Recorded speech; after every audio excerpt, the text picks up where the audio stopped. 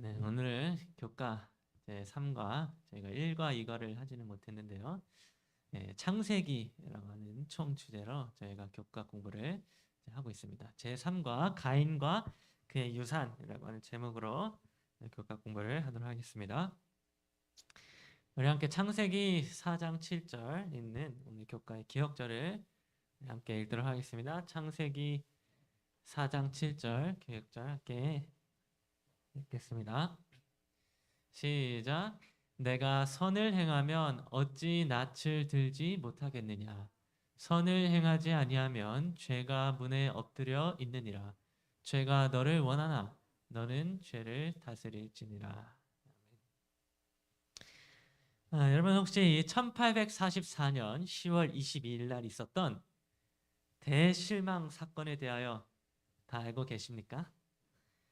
1844년 10월 22일 이 날에 미국에서 예수님이 재림하신다라고 하는 밀러라고 하는 사람의 어떤 성경 해석에 의하여 밀러주의자들은 이날 예수님이 재림하실 것을 이날 기다리게 되었습니다.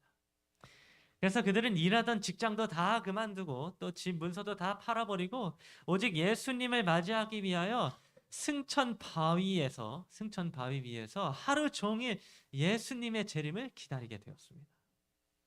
그런데 여러분 그들이 정말 고대하던 그날, 이날 1844년 10월 22일 날 여러분 예수님이 오셨습니까? 예수님은 그들의 기대를 저버리고 결국 이날에 오시지 않으셨습니다.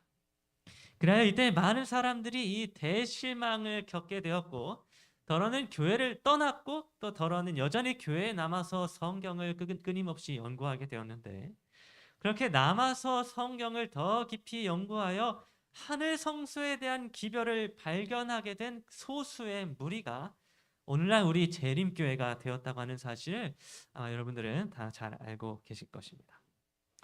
여튼 여러분 이때 1844년 10월 22일 이날에 예수님이 재림하실 것을 기대했던 사람들은 엄청난 실망감을 가지게 되었고 그로 인하여 자기들이 예수님을 기다렸던 그 모든 시간들이 다 헛되고 헛되다는 그런 생각을 가지게 되었습니다.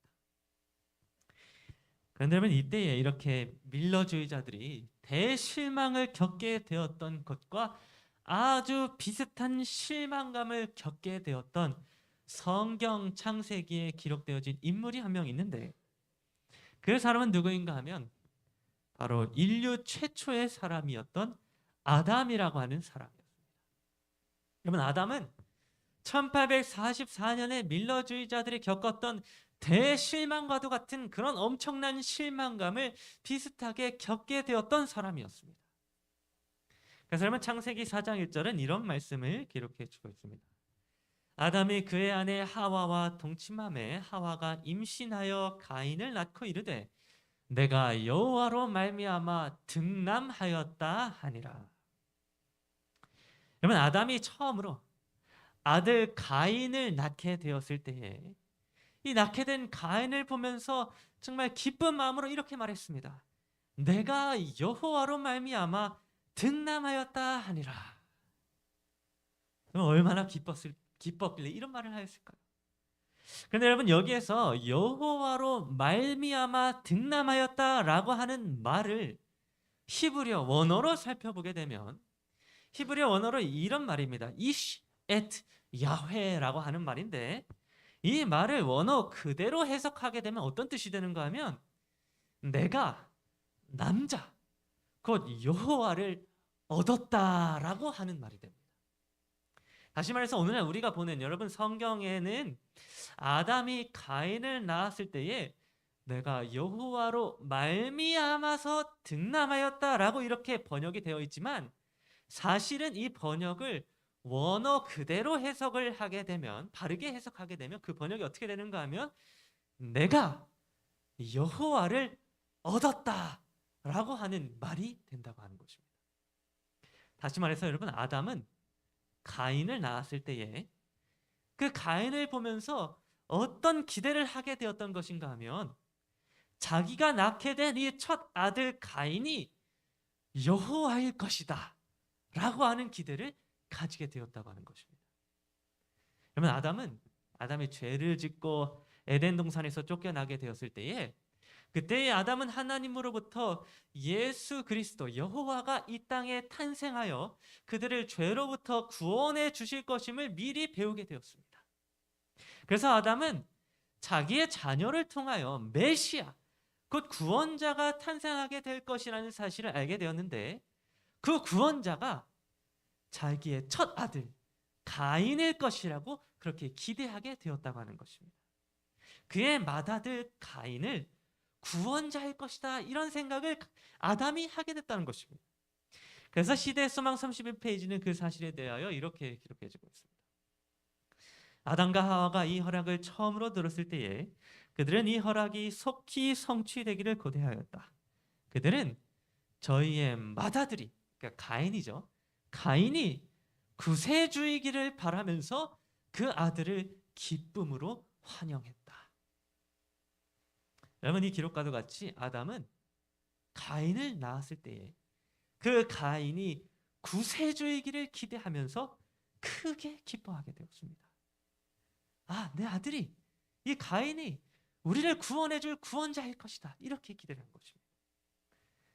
그런데 그렇게 가인이 구세주이기를 기대하고 고대하였던 아담은 얼마 되지 않아서 대실망을 겪게 되었습니다. 아담은 구세주에 대한 기대가 완전히 허물어지게 되어서 큰 실망감에 빠지게 되었는데, 우리는 그 사실을 어디에서 확인할 수 있는가 하면 아담이 둘째 아벨을 낳게 된 사건에서 확인하게 됩니다. 창세기 4장 2절은 아담이 아벨을 낳은 사건에 대해 기록해주고 있는데, 이렇게 기록해주고 있습니다. 그가 또 가인의 아우 아벨을 낳았는데. 여러분, 아담이 처음에 가인을 낳았을 때에는 내가 여호와를 낳았다라고 하면서 큰 기대감 속에서 기뻐하게 되었는데, 가인의 아우 아벨을 낳았을 때의 아담은 아벨을 향하여 아무런 표현도 하지 않았습니다.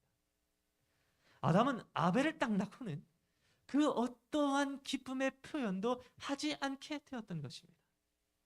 무엇보다도 아담이 아벨의 이름을 아벨이라고 지은 것을 통하여 우리는 당시에 아담이 어떠한 마음을 가졌는지를 확인할 수가 있습니다. 여러분이 아벨이라고 하는 이름은 히브리어로 헤벨이라고 하는 단어인데, 이 헤벨이라고 하는 단어가 성경에서 어떻게 사용되어졌는가 하면 잠언 1장 2절에서 이렇게 사용되어졌습니다. 전도자가 가로되 헛되고 헛되며 헛되고 헛되니 모든 것이 헛되도다. 여러분, 여기에서 헛되고 헛되니 이게 5번 나오는데, 이 헛되다고 하는 이 표현이 바로 헤벨이라고 하는 단어입니다. 이 헤벨이라고 하는 단어가 헛되다라고 하는 표현인데, 그 헛되다는 의미를 가진 헤벨이 누구의 이름으로 지어졌다는 겁니까? 아벨의 이름으로 지어졌다는 것입니다. 그러니까 아담은 아벨을 낳으면서 헛되고 헛되며 헛되고 헛되니 모든 것이 헛되도다 라고 하는 이런 허무한 마음으로 자신의 아들 아벨을 바라보며 이름을 짓게 되었다고 하는 것입니다. 여러분, 아마도 아담은 자신의 맏아들이었던 가인이 자신들을 구원할 여호와라고 생각을 했었는데, 그 가인을 통하여 구원을 받지 못하고 있는 자신들의 현실과 또 아벨이 태어남으로 인하여 그들의 죄된 삶이 계속해서 이어지게 될 것에 대하여 큰 실망감을 느끼게 되었던 것 같습니다. 아담이 가인을 통하여 죄로부터 구원을 받았어야 했는데 그 구원은 이루어지지 않고 있으며, 또다시 새로운 아들이 태어나게 되는 것을 통하여 그들이 죄된 삶을 여전히 계속해서 이어가야만 한다는 그 사실에 아담은 이때에 큰 실망감에 빠지게 되고 그들의 삶이 헛되고 헛되다는 생각을 가지게 되었던 것입니다. 여러분, 이렇게 아담은 처음에 가인을 낳았을 때는 엄청나게 기뻐하고 그들이 구원받게 될 것을 기대하였지만, 아벨을 낳게 되었을 때에는 대실망을 겪게 되었습니다. 그는 여호와를 기대하고 기다렸던 것이 다 헛된 일이었구나 라고 하는 생각을 하고는 큰 실망감과 또 상실감에 빠지게 되었던 것입니다. 그런데 여러분, 1844년에 대실망을 겪게 되었던 그 무리 속에, 그 실망감 속에서 여전히 하나님을 찾음으로 오늘날 재림교회라고 하는 남은 무리가 탄생하게 되어 소망을 가질 수 있게 되었던 것처럼, 여러분, 아담이 아벨을 낳고 가지게 되었던 그 실망감은 마침내 우리 인류의 가장 큰 소망으로 변하게 되었습니다. 여러분, 지금부터 왜 아벨의 죽음이, 그리고 아담이 가졌던 그 실망감이 결국에는 소망으로 변하게 되었는지를 함께 살펴보도록 하겠습니다. 여러분, 하나님께서는 가인과 아벨에게 제사를 드리도록 하였고, 그때의 가인과 그의 제물은 하나님이 받지 않으셨지만 아벨과 그의 제물은 하나님이 받아주셨습니다. 우리가 이 이야기를 다 아실 것입니다. 그러나 우리는 이때 가인이 자신의 제물을 하나님이 받아주시지 않으시고 아우 아벨의 제물만 받아주셨다는 그 사실에 분노하여서 아우 아벨을 죽이게 되어서 인류의 첫 죽음이 나타나게 되는 것을 창세기에서 우리가 보게 되는 것입니다. 그런데 여러분, 이때 하나님께서는 왜 가인과 그의 제물은 받지 않으시고 아벨과 그의 제물만 받아주셨을까요? 그때 두 사람의 제물이 어떤 차이점이 있었길래 아벨의 제물만 하나님이 받아주셨던 것일까요? 여러분, 우리는 이 두 사람, 아벨과 가인, 이 두 사람의 제사 속에서 한 세 가지 정도의 차이점이 있었음을 발견할 수 있습니다. 여러분, 첫 번째로 두 사람의 제사에는 피가 있고 없고의 차이점이 있었습니다. 먼저 아벨은 창세기 4장 4절에서 이렇게 제사를 드렸다고 기록해주고 있습니다. 양의 첫 새끼와 그 기름으로 드렸더니. 여러분, 이 말씀과 같이 아벨은 양의 첫 새끼를 잡아서 죽인 다음에 그 양의 기름으로 여호와께 제사를 드렸습니다. 여러분, 여기서 기름으로 드렸다고 하는 이 말은 양을 잡아서 죽였다라고 하는 말입니다. 기름이 나오기 위해서는 양이 죽임을 당하여만 하기 때문에 이 말은 죽였다는 의미인 것입니다. 그러나 여러분, 아벨의 제사 속에서는 피 흘림이 있었습니다. 양의 첫 새끼가 죽임을 당하게 되므로 피를 흘리게 되었던 것입니다. 그런데 이와 다르게 가인의 제사 속에는 피 흘림이 없었습니다. 창세기 4장 3절은 가인의 제사에 대해 이렇게 기록합니다. 가인은 땅의 소산으로 제물을 삼아 여호와께 드렸고. 여러분, 이처럼 가인의 제사에는 피 흘림이 없었습니다. 그는 그저 땅의 소산물만을 제물로 삼아서 여호와께 드리게 되었던 것입니다. 여러분, 땅의 소산물에 피 흘림이 있습니까? 거기에 죽음이 있습니까? 네, 거기에는 피 흘림이 없는 것입니다. 그래야 피 흘림이 없은즉 죄 사함이 없느니라 라고 하는 히브리서 9장 22절의 말씀과도 같이 가인은 그의 제사 속에 피 흘림이 없었기 때문에 죄 사함 없이 하나님께 제사를 드리게 되었던 것입니다. 여러분, 특별히 우리가 다 알고 있듯이 양의 피 흘림은 십자가에 달려 죽임당하셔서 온 인류의 죄를 짊어질 예수 그리스도를 상징하였습니다. 그래야 양의 피를 흘려 하나님께 제사를 드린다라고 하는 것은 예수님을 믿는 신앙을 고백하는 일이었던 것입니다. 그러나 가인은 예수 그리스도를 믿는 신앙을 거절하고 피 흘림 없이 제물을 하나님께 드림으로 그의 제사가 하나님께 받아들여지지 않게 되었던 것입니다. 두 번째로 두 제사의 차이점은 무엇이었는가 하면 처음 것을 바쳤느냐 아니면 바치지 않았느냐라고 하는 것에 있었습니다. 여러분, 창세기 4장 4절에서 아벨은 자기도 양의 첫 새끼와 그 기름으로 드렸다라고 기록해 주고 있습니다. 다시 말해서 아벨은 양의 첫 새끼, 다시 말해서 처음 것을 하나님께 드렸습니다. 이 처음 것을 하나님께 드린다고 하는 것은 하나님을 최고로 생각하고 하나님을 공경한다라고 하는 것을 나타내는 것이었습니다. 하나님을 그의 마음 가운데에 가장 높은 자리로 모신다고 하는 고백의 표시가 바로 이 처음 것을 드린다고 하는 것이었습니다. 그런데 여러분, 가인이 드렸던 제사는 처음 것이 아니었습니다.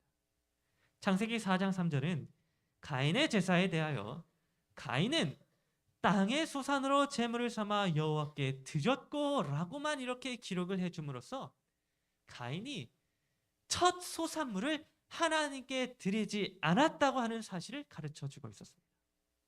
여러분, 만약에 가인이 자기가 농사를 지어서 수확하게 되었던 첫 열매를 하나님께 드렸었다면 성경은 분명히 가인이 땅의 첫 소산으로 제물을 삼아 여호와께 드렸고 라고 성경이 기록해 주었을 것입니다. 그런데 성경은 그저 가인이 땅의 소산을 제물로 드렸다라고만 기록을 해주고 있는 것입니다. 그러면 여러분, 이것은 가인이 첫 소산물을 여호와께 드리지 않았다고 하는 것을 나타내 주고 있습니다. 가인은 하나님께 처음 것을 드리지 않았습니다. 가인은 하나님을 최고로 생각하지 않았고 하나님을 공경하는 마음이 그 마음 가운데 없었기 때문에 그가 농사를 해서 얻은 수확물 중에서 처음 것을 드리지 않고 그저 아무 소산물이나 하나님께 드리게 되었던 것입니다. 여러분, 잠언 3장 9절은 이런 말씀을 기록해 주고 있습니다. 네 재물과 네 소산물의 처음 익은 열매로 여호와를 공경하라. 여러분, 여호와를 공경하고 여호와를 섬기는 마음이 있으면 소산물의 처음 익은 열매를 하나님께 드려야 합니다. 처음 것을 드리는 것이 하나님을 공경하는 마음에 대한 고백인 것입니다. 그러나 가인은 하나님을 공경하지 않았기 때문에 처음 것을 하나님께 드리지 않았습니다. 그래야 하나님은 가인의 제물을 받지 않으셨습니다. 처음 것을 드리지 않고 하나님을 공경하는 마음이 전혀 없었던 가인의 제물을 하나님은 받지 않으신 것입니다. 마지막 세 번째 차이는 무엇인가 하면 바로 제물을 드린 동기였습니다. 여러분, 아벨은 자기 자신이 죄인이라고 하는 사실을 인정하였습니다. 그의 아버지 아담의 죄로 인하여 그 죄가 자기에게까지 미치게 되었고 온 인류가 죄로 인하여 죽게 되었음을 자기가 인정하게 되었던 것입니다. 그래야 아벨은 자기가 죄인이라고 하는 사실을 인정하고 그 죄로부터 사함을 받기 위하여 예수 그리스도를 상징하는 어린 양을 죽이고 그 피로 하나님께 제사를 드리게 되었습니다. 우리는 아벨이 양의 첫 새끼를 하나님께 제물로 바쳤다라고 하는 이 사실에서 이 사실을 분명하게 확인할 수 있는 것입니다. 그런데 여러분, 가인은 아벨과는 전혀 다른 마음을 가지고 있었습니다. 성경 요한일서 3장 12절은 이렇게 기록해 주고 있습니다. 가인같이 하지 말라. 그는 악한 자에게 속하여 그 아우를 죽였으니. 그러면 성경은 가인이 악한 자에게 속하였다라고 기록을 해주고 있습니다. 그가 악한 자에게 속한 악인이었다는 것입니다. 여러분, 잠언 21장 27절은 이렇게 기록하고 있습니다. 악인의 재물은 본래 가증하거든 하물며 악한 뜻으로 드리는 것이라. 여러분, 가인의 재물은 악한 자가 드린 재물이었으며 심지어 그 마음속에 악한 뜻으로 드리는 제물이었습니다. 여러분, 가인은 사실은 피가 있는 제물을 하나님께 드려야 한다는 사실을 알고 있었습니다. 근데 그 사실을 알고 있었음에도 불구하고 또 그리스도의 예수님 자기의 소산물 중에 첫 소산물을 하나님께 드려야 한다는 사실을 배워서 알고 있었음에도 불구하고 의도적으로 피가 없는 제사와 처음 익은 열매가 아닌 아무 소산물이나 하나님께 바치게 되었던 것입니다. 여러분, 이것은 아주 의도적으로 악한 뜻을 품고 하나님께 제사를 드렸다고 하는 사실을 나타내주고 있습니다. 여러분, 가인은 이때 이미 아담으로부터 어떤 방식으로 어떤 마음으로 어떻게 제사를 드려야 하는지에 대하여 이미 배운 상태였습니다. 가인이 아무것도 모른 채 실수로 피 흘림이 없는 제사를 드리고 첫 열매가 아닌 소산물을 제물로 바친 게 아니었다는 것입니다. 가인은 아주 의도적으로 자기는 아담으로 말미암아 죄인이 되었다는 사실을 인정하지 않기 위하여 피 흘림이 없는 제사를 드린 것이었습니다. 가인은 자기가 죄인이라는 사실을 인정하고 싶지 않았습니다. 자기 잘못도 아닌데 자기 아버지 아담 때문에 에덴 동산으로부터 쫓겨난 현실을 가인은 못마땅하였던 것입니다. 여러분, 그래서 가인이 피가 없는 제물을 바치고 첫 소산물이 아닌 제물을 바쳤던 것은 악한 뜻으로 그렇게 한 것이었습니다. 하나님께 반역하는 마음으로, 하나님에 대한 불만의 표시로 가인은 잘못된 제사를 의도적으로 드리게 되었던 것입니다. 그래요. 그 마음속의 중심을 보시고 또 그들의 동기를 아시는 하나님께서는 가인과 그의 제물을 받지 않으셨습니다. 악한 자가 악한 뜻으로 드리는 제물을 하나님은 받지 않으셨던 것입니다. 창세기 4장 4절부터 5절은 그 사실에 대해 이렇게 기록해 주고 있습니다. 여호와께서 아벨과 그 제물은 연락하셨으나 가인과 그 제물은 연락하지 아니하신지라. 여러분, 하나님은 아벨을 받으셨고 아벨의 제물은 받으셨으나 가인은 받지 않으셨고 가인의 제물도 받지 않으셨습니다. 하나님은 그 제물 자체만 받고 또 제물을 안 받고 이렇게 하신 것이 아니라 그 제물을 바치는 사람을 받으시고 또 바치는 제물을 받거나 받지 않으신 것입니다. 여러분, 이 일이 있은 이후에 가인은 분노하여서 그의 아우 아벨을 쳐 죽이게 되었습니다. 하나님께서 자신의 제물을 받지 않으신 것에 대하여 화가 나서 자신의 아우를 죽이게 되었던 것입니다. 여러분, 이 일로 인하여 인류의 첫 죽음이 발생하게 되었습니다. 지구가 창조된 이후에 처음 첫 죽음을 아벨이 당하게 되었던 것입니다. 그런데 여러분, 왜 하필이면 인류의 첫 죽음이 의인의 죽음이었을까요? 왜 지구에서 처음 죽게 된 사람이 악인이 아니라 의인이었을까요? 왜 하나님의 말씀대로 하나님의 뜻대로 살았던 사람이 처음으로 죽음을 겪게 되었던 것일까요? 여러분, 우리가 아벨이 죽임을 당한 모습을 딱 보게 되면 아담이 아벨을 낳고 실망하게 되었던 것처럼 그리스도인으로서 아벨의 죽음은 실망감을 가지게 합니다. 하나님의 말씀대로 살고 바르게 예배하고 바르게 제사를 드린 의인의 결과가 결국 처참한 죽음일 뿐이었다는 사실을 볼 때에 우리는 큰 실망감에 사로잡히게 되는 것입니다. 우리는 아벨의 모습을 보면서 하나님의 말씀대로 살아도 하나님의 뜻대로 살아도 결국 이 세상에서는 저렇게 처참한 죽임을 당하는 것으로 끝날 뿐이구나 라고 하는 사실을 깨닫게 되는 것입니다. 우리는 아벨의 모습을 통하여 그리스도인으로서 이 세상을 살아가는 것이 오히려 더 큰 고통만을 줄 뿐이라는 사실을 인정하게 되는 것입니다. 그러나 여러분, 히브리서 11장 4절은 이렇게 기록해 주고 있습니다. 아벨은 죽었으나 그 믿음으로써 지금도 말하느니라. 여러분, 아벨은 그때 죽었는데 그 죽은 사람이 지금도 말하고 있다라고 성경은 기록해 주고 있습니다. 여러분, 죽은 자는 말이 없는데 도대체 죽은 아벨이 어떻게 지금까지 뭘 말해주고 있다는 것일까요? 성경 히브리서 12장 24절은 이렇게 기록하고 있습니다. 새 언약의 중보자이신 예수와 및 아벨의 피보다 더 나은 것을 말하는 뿌린 피니라.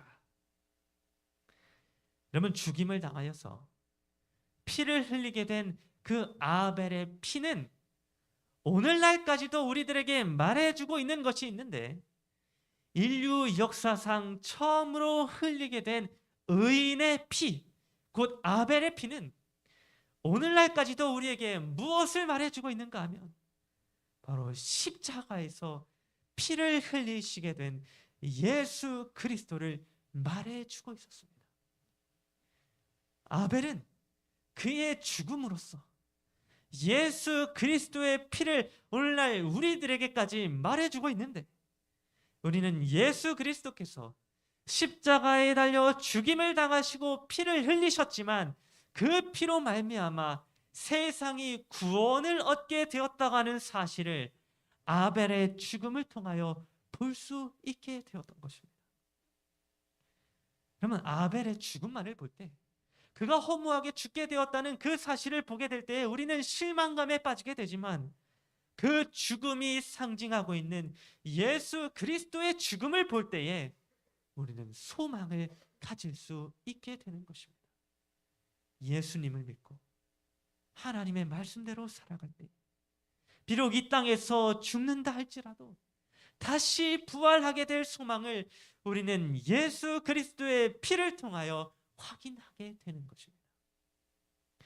여러분, 오늘 우리 모두가 그리스도인이기 때문에, 또 하나님의 말씀을 지키기 때문에 얻게 되는 고통과 절망감으로 인하여 실망하지 않게 되기를 간절히 바랍니다. 하나님을 첫 번째로 모시고 예수 그리스도를 믿는 믿음을 가진 채 죽게 된 아벨의 죽음은 결코 실망이 아니라 소망이 되었습니다. 오늘 우리들도 아벨과 같이 하나님을 첫째로 삼고 예수 그리스도를 믿는 믿음을 가지게 되므로 우리의 모든 고통이 소망이 되고 우리의 죽음조차도 소망이 되는 그러한 우리의 모든 삶이 되기를 간절히 바라면서 오늘 말씀을 마치도록 하겠습니다.